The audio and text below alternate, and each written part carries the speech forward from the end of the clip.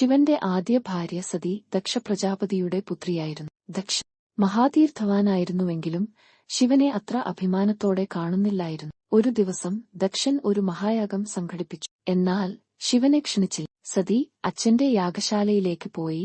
എന്നാൽ അവിടെ ശിവനെ അപമാനിക്കുന്നതുകണ്ട് അസഹ്യപ്പെട്ടു. അതിന്റെ ഉഗ്രക്രോധത്തിൽ അവൾ തന്നെ അഗ്നിയിൽ അർപ്പിച്ചു. ശിവൻ ഈ വാർത്ത കേട്ടപ്പോൾ അത്യന്തം ദുഃഖിതനായി. കോപത്തോടെ ഭൈരവനെ അയച്ചു ദക്ഷന്റെ യാഗം നശിപ്പിച്ചു. ശിവൻ സതിയുടെ ശവകായത്തെ തോളിലേറ്റി 3 ലോകങ്ങളിലും അലഞ്ഞു. ലോകം അകൃത്യത്തിലായി. ഈ വിഷമം തീർക്കാനായി മഹാവിഷ്ണു തന്റെ സുദർശന ചക്രം കൊണ്ട് സതിയുടെ ശരീരം 51 ഭാഗങ്ങളായി വിഭജിച്ചു. അവയെ ഭൂമിയിലെ വിവിധ സ്ഥലങ്ങളിൽ വീഴ്ത്തി. ഈ സ്ഥലങ്ങൾ പിന്നീട് ശക്തിപീഠങ്ങളായി വിശ്വസിക്കപ്പെടുന്നു. സതിയുടെ പുനർജന്മം പാർവതിയായി ഹിമവാന്റെ പുത്രിയായി നടന്നു. ബാല്യം മുതൽ തന്നെ പാർവതി ശിവനെ തന്റെ ഭർത്താവായി ആഗ്രഹിച്ചു. കഠിനമായ തപസ്സിനു ശേഷം ശിവൻ അവളെ ആശീർവദിച്ചു.